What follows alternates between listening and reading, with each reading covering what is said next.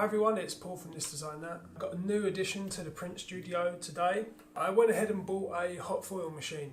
You can see that it's a bit of a beast, and that's why I'm recording this video downstairs in my living room, because it's actually too heavy to lift up the stairs. I can lift quite a lot, but I would guess this is probably over 100 kilograms. I think it's all just solid cast iron, and I mean, you know, it really does weigh a lot. So I need to get some sort of sack barrow I can attach it to so I can get it up my stairs, and I can leave it in my print room upstairs. But yeah, I'm really happy to have picked this up. It's actually really rare to find a platen press hot foil machine that has such a big printing bed. A lot of them are either 8x5, you might see some that are 6x4, it's very common, 4x3 as well, I'm talking about inches. This one is a whopping 12x10. It's got an absolutely huge printing plate. Now from what I've read, from what I understand, is ideally you do actually want a smaller printing plate if you are just using a hand platen press like this. And it's because you don't really have enough pressure to be printing something this size, which is A4. It's just a little bit bigger than A4. Realistically, if you wanted to print an A4 sheet, you would probably need to use a bigger and better machine than this. So realistically, I don't think I'm going to be ever using the whole entire printing plate. It was close to me. They don't come up very often on eBay. I've been watching on eBay for quite some time now, and they're always up in the north of England. I'm in the south of England, so the shipping sometimes is, you know, nearly the price of the press itself. This was like about 20 miles away, and I won it on eBay. So I think I paid 300, just over £300. Postage was about 30 quid as well, so that was really good.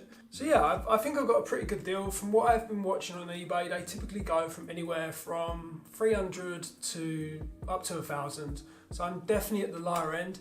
And as I said, I've never actually seen a press with a hot plate this big. A lot of them that sell in the 400 to 500 range, which is the average price you can expect to pay, they're usually 8x5. So I'm really happy. I've turned it on, I've tested it, it heats up. I've even done some foiling. The seller was very kind enough to give me a roll of some silver foil, so I've been able to do some test prints. All is working fine.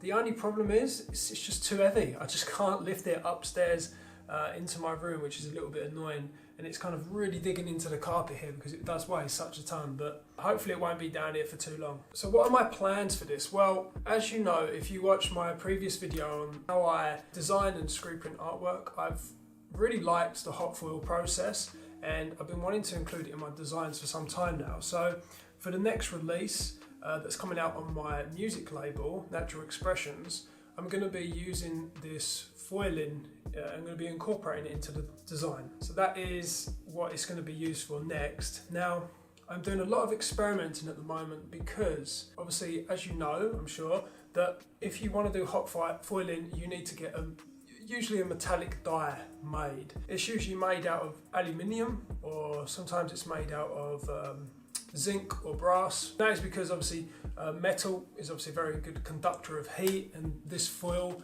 it uses heat and pressure to transfer it. Now it is expensive getting these dies made through various die manufacturers here in the UK. So I'm trying to make my own dies. Now I know that probably the easiest way to do it at home would be a CNC machine. I unfortunately don't have a CNC machine. I don't have the space for it. I would love one, but at the moment it's not really a possibility. So I did some research, and I found that the other way to do these metallic dies is chemical etching. I'm experimenting with etching processes, and I'm trying to etch my own die. So it's going to be a really interesting experiment. Now, I haven't really seen much online of people doing etching to make hot foil dies. I've seen a lot of tutorials for etching in the traditional way, which is obviously used for printing, but nothing specifically for hot foil. I've actually got one here. I'm going to be doing another video about it and showing you all the process and all the experiments that have gone into it. But yeah, this was just a very quick video. I just wanted to kind of update you, just to let you know what is happening with my print room. It's going to be starting to get quite cramped in there pretty quickly. I've got to get my big A1 printer, which is just sitting here in the living room. Everything is in the living room at the moment, but I've got a big A1 printer that's going to be going upstairs. I'm just waiting for now. The next big thing to purchase will be some paper storage.